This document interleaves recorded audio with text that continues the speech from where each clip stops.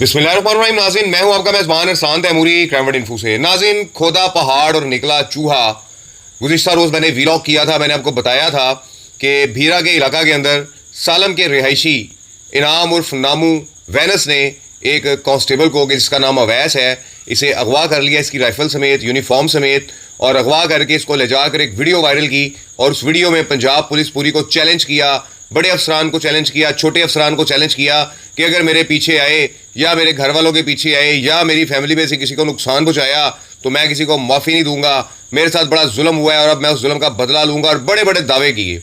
और नाज़रीन, उन दावों के बाद पूरी पंजाब पुलिस को एक्टिव करने के बाद, धमकाने के बाद, उसका जो रिजल्ट आया है मैं आपको रिजल्ट बता देता हूँ। ड्रॉप सीन हो गया नाज़रीन इस सारे वाक़या का। और इस ड्रॉप सीन के नतीजे में जो वाक़या हुआ है आप सुनेंगे तो आप वाकई कहेंगे कि खोदा पहाड़ निकला चूहा। नाज़रीन, ये इनाम उर्फ नामू जो है ये फ़रार हो गया। अब नाज़रीन, इसे कैसे बाजियाब करवाया गया है ये भी एक कहानी है। बताया जा रहा है कि DPO सरगोदा तौकीर नईम साहब की सरबराही के अंदर एक जो टीम है वो मियाना गोंदल के इलाके में गई।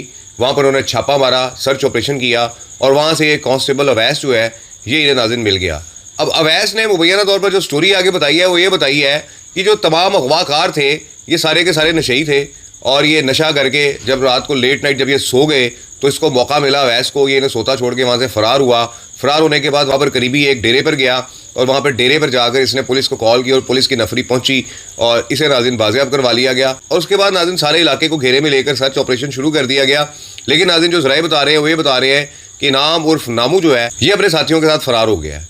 तो ये नाज़रीन इस सारे वाक़या का ड्रॉप सीन हुआ है। कल से लग रहा था कि अब ये इनाम उर्फ नामू जो है, इतने बड़े बड़े रॉकेट लॉन्चर इसने रखे हुए हैं, इतने बड़े बड़े इसने ग्रेनेड रखे हुए हैं, तो ये तो बड़ा मुकाबला करेगा कोई पुलिस के साथ, और बड़ा जो है वो एक खौफनाक किस्म का मुकाबला होगा जिसमें शहादतें भी होंगी और हलाकतें भी होंगी। लेकिन नाज़रीन ऐसा कोई मौका ही नहीं आया। कांस्टेबल अवैस जो है वो इनके चुंगल से खुद ही जो है वो भागकर जो है वो फ़रार होकर निकल गया। और नाज़रीन ये जब इंटरव्यू दे रहा था तो शक्ल से ही ऐसा लग रहा था कि इसने कोई आइस का नशा वगैरह जो है उसने किया हुआ है, कि जिसके बाइस ये अपने होश जो है ये गवा बैठा है और ये अपने बेहोशी के आलम में इस तरह के जो है वो बयान दे रहा है। बल्कि एक अबू बकर नामी शख्स है नाज़रीन मंडी भावलदीन का, उस बकर गोंदल नामी एक शख्स है नाज़रीन, उसने भी बड़ा सख्त इसके खिलाफ बयान दिया है कि तुमने, हम लोगों ने जो भी किया है ज़िंदगी के अंदर, लेकिन हमने कभी रियासत को जो चैलेंज नहीं किया, तुमने रियासत को जो चैलेंज करके हरकत कर दी है, तुम्हारी अब खैर नहीं है। और मैं समझता हूँ कि ये जो बताया जा रहा है कि अवैस कांस्टेबल जो है ये खुद इनके चुंगल से फ़रार हुआ, मुझे लगता है कि ये इस शख्स को, जिसका नाम इनाम उर्फ नामू सालम वाला है, इसको खुद को होश आ गई होगी, नशा जब इसका उतरा होगा कि ये मैं क्या कर बैठा हूँ, इसने खुद ही कांस्टेबल को छोड़ दिया होगा कि मेरी जान की जो है वो खुलासी हो जाए। और भाई इसका नाज़रीन अभी तक कस्टडी के अंदर है।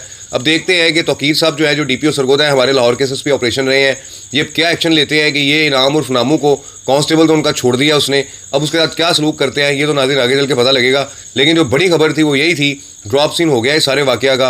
अवैस जो है वो बगैर किसी मज़ामत के जो है वो बाजियाब हो गया है, और इनाम उर्फ नामू और इसके जो साथी हैं, जो इश्तिहारी हैं, ये सारे फ़रार होने में कामयाब हो गए हैं। ये नाज़रीन सारी स्टोरी है। इस व्लॉग के साथ इजाज़त दीजिए।